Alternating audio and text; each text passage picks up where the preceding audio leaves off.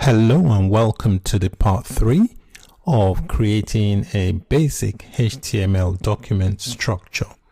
Before we carry on from where we left off in part 2, I just want to show you something. If you notice here, we've got some indentation inside the text editor. Indentation is very important. It helps makes your code more organized and neater, and makes it easier for someone to read your code and also for you to read your code. So looking at the code here from the indentation, you can tell that the head and the body elements are child elements to the HTML element.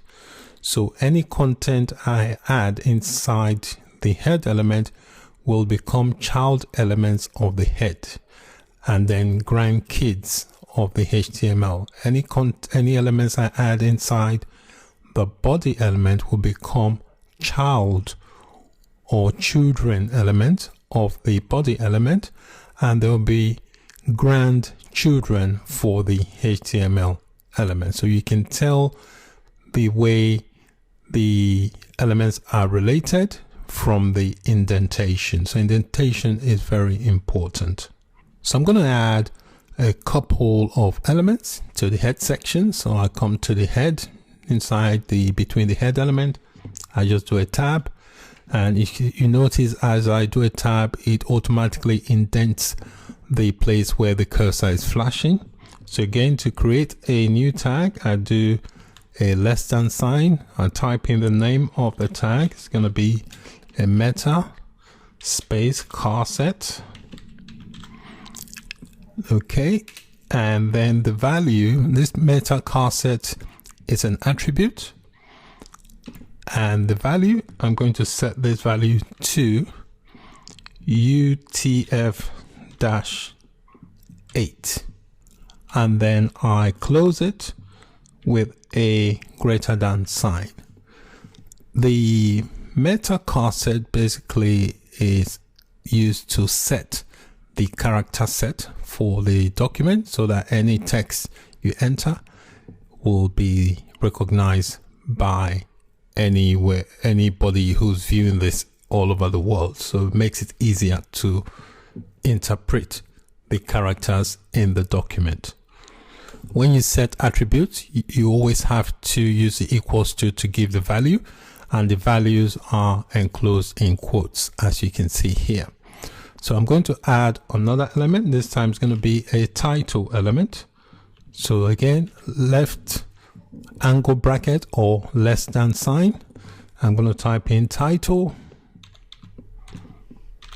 and then a greater than sign. And you notice automatically it does that for us. Not all text editors do that. Some you have to manually do it yourself, but brackets automatically places the other tags for you, so it saves a bit of typing. So in between the tag, I'll type in my title. I'm just going to say my sample web page. I'm going to leave it like that.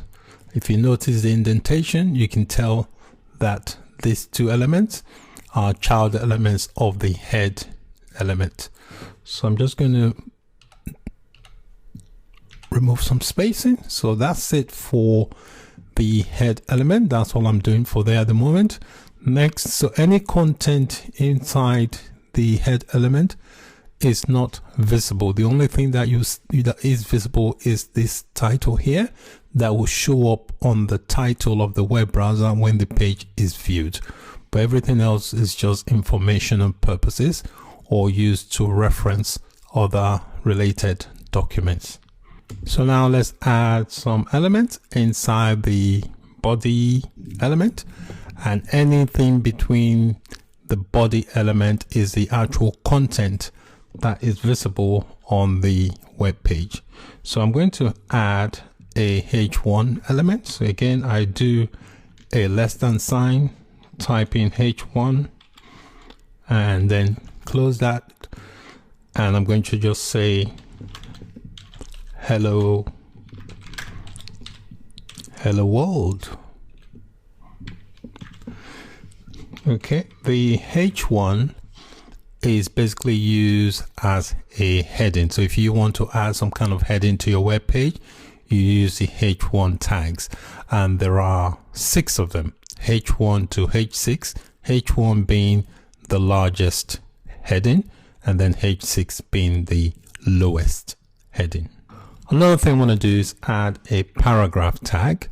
So the way you add paragraphs to a web page is by using the P tag.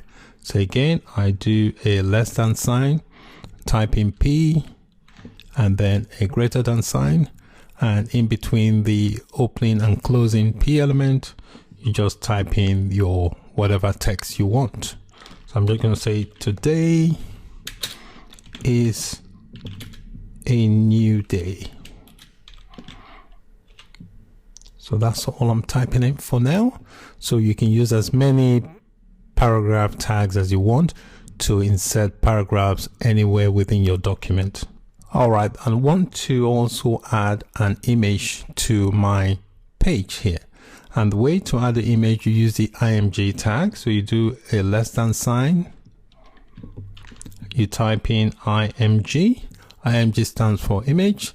You do a space. You need to add an attribute, and the attribute I'm going to add is called a source attribute. This is important because I'm using this to reference where the image is coming from. The image is located inside this images folder here. If I expand that, so this is the image I'm targeting, so I need to reference the source. So you use equals to sign, and then you use quotes. In between the quotes, you specify the location of the image. So it's located inside my images folder, and the name of the image is called poppy.jpg. All right, you see that's this one here. It's a JPEG file, and I'm going to add another attribute called the alt. This is an alternate text, and basically what this means, I'm going to give it a value first. I'll use the equals to give it a value, and I'll just say you can type in whatever text you want, and you just type in poppy image, and then I'll do a greater than sign to close the image tag. So with the image tags, they don't have a specific closing tag like the other tags. So they have what you call a self-closing. You only have just the opening, you don't have a closing when you're using an image tag. So what this alt attribute will do, if for some reason this image is not able to be displayed, then this text will take its place. The text will just indicate to the visitor of the page that there was an image here. So this will only show up if this image is not displayed correctly or not displayed at all. That's why it's called the alt. It's an alternate text. So that's it for the document. I'm just going to click on the file option and click save all, and that should save the document. One thing I want to point out inside this image here, where I've indicated the source, because it's located inside the same project directory as this index.html file that I'm working on, you only need to specify the name of the folder and then the name of the image, just like I've done here. All right. One good thing about the brackets text editor is that it's got a live preview where you can preview your page. So I'm going to click on this live preview, and that will open up the Google Chrome. It only works with Google at the moment. So if you click on that, it will launch. You can see here it's changing color. So this is what the web page looks like here. This content here, this piece of this code here is what is been rendered here in the web browser. So you can see here where it's got my sample web page. That's this title here. So when anything within the head content is not displayed, the only thing you can see is the title, which shows up here inside within the web browser. And then you can see here hello world is this H1 element here, and then the paragraph is this here, and then we have the image, which is this image here. And notice also the document is rendered in the way it has been displayed in the editor. So you can see we had the title first, which is this on this page here. Inside the body element, we've got the H1, which is this, the paragraph, and then the image of the puppy. So that's basically a very basic HTML document structure.